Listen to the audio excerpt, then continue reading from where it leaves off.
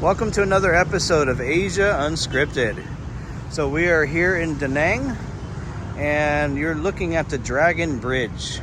The Dragon Bridge. So what's special about this bridge? Well, Saturday and Sunday nights at 9 p.m., this bridge, the head of the dragon on the other side, has a fire show. So, you know, it spits out fire just like a dragon is known to. So it's one of the bigger tourist attractions. Danang is a city of bridges. I don't know if you can see, but right behind the Dragon Bridge is another bridge. And then there's more bridges down this way. We'll see them later. So on the other side of this river is what people call the beach side of Danang. The beach side. Before these bridges, you actually had to take a ferry across. It wasn't too long ago either. This side that I'm on now, this is called the city side. In Western countries, we would call this a city center or downtown. If this was Ho Chi Minh City, this would be like the District 1 of Saigon. So, you know, when you come here and you want to rent a place, you know, your agent might ask you, do you want to live on the city side or do you want to live on the beach side? Most tourists go for the beach side because they, you know, one of the main reasons they come here is for the beach. So this walkway that I'm on right now is very, very interesting. It used to be train tracks. And then I don't remember if it was like the 80s or the 90s. The city pulled out the train tracks and they made this nice walkway for people to walk on. So pretty neat, I think.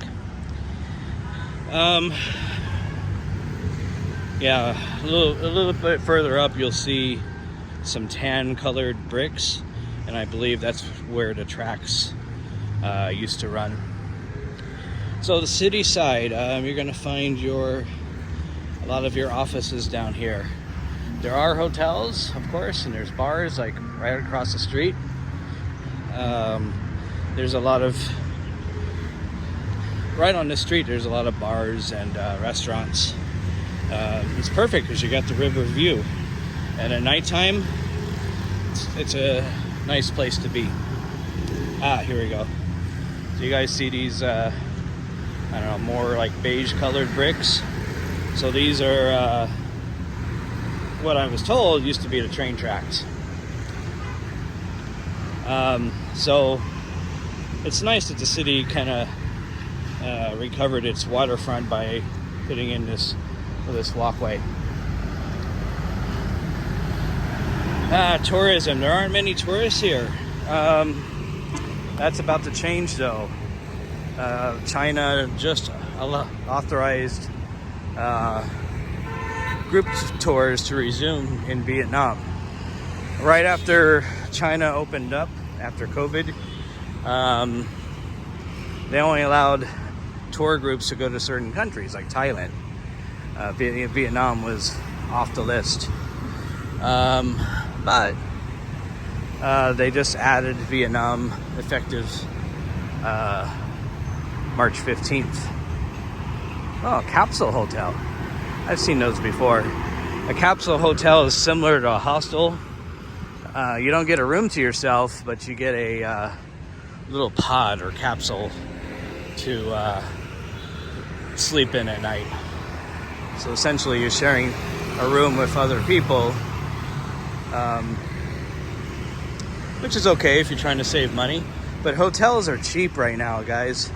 On the beach side, there's a few hotels that are running at $8 or $9 a night, which is crazy because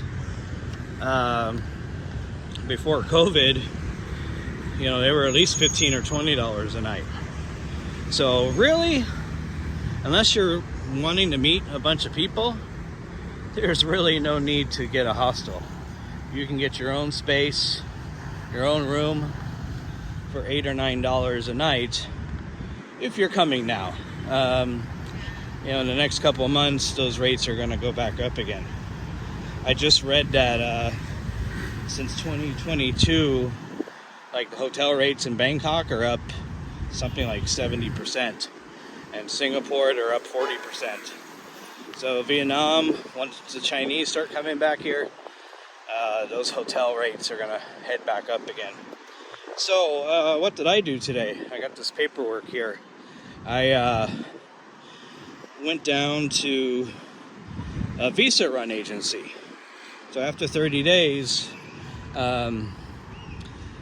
in order to get another 30-day visa, I have to leave the country and come back in. So this service is called Lynn Visa, Lynn Visa.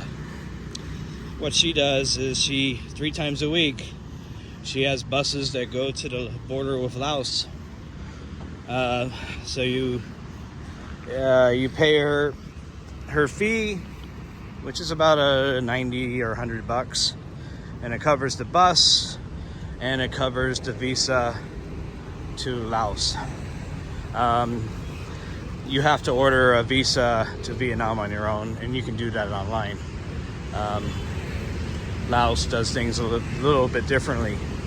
So with her visa service, she will do all the paperwork for you. All you have to do is bring a passport and a photo, passport size photo for the Lao visa, and they will do the rest. So once you get to the border, you check out of Vietnam, you check into Laos, you turn around, check out of Laos, and back into Vietnam. And then she'll drive everyone back to Danang. So, that's one of the advantages of being here in Danang. You have that option where, for example, in Hanoi, it's a little bit harder to get to the border in Hanoi.